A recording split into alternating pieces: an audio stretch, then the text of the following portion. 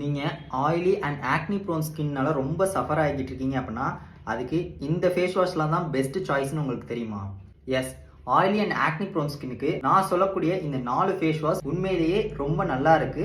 அதில் number 1 சிட்டாஃபிலோடைய oily skin cleanser. இது ஸ்கின்னை டீப்பாக கிளென்ஸ் பண்ணும் அண்ட் அந்த அளவுக்கு ஹார்ம்ஃபுல்லான கெமிக்கல்ஸ் இல்லை. என்னோட பர்சனல் ஃபேவரட் சிட்டாஃபிலோட இது. ஆனால் ப்ரைஸ் வைஸ் கொஞ்சம் அதிகம் இது. அண்ட் செகண்ட் வந்து 2 ஃபேஸ் வாஷ் இருக்கு. உங்களுக்கு மெயின் கன்சர்னே black heads and white heads அப்படின்னா சாலிசிலிக் ஆசிட் இருக்க மாதிரியான ஃபேஸ் வாஷ் யூஸ் பண்ணுங்க.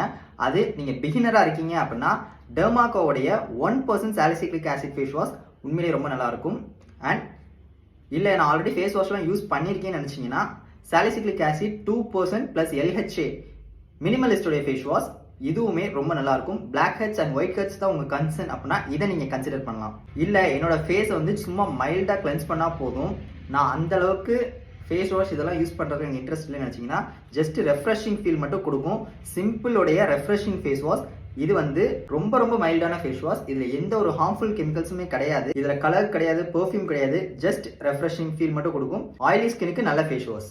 அண்ட் ஃபைனலி இது நான் யூஸ் பண்ணிக்கிட்டு இருக்க ஃபேஸ் வாஷ் முஸ்டாக்கோடைய ஃபேஸ் வாஷ். இதில் salicylic acid, allantoin, licorice extract இது எல்லாமே இருக்கனால blackheads, whiteheads and ஸ்கின்னை லைட்டாக பிரைட்டன் பண்ணுறதுக்குமே யூஸ்ஃபுல்லாக இருக்கும்.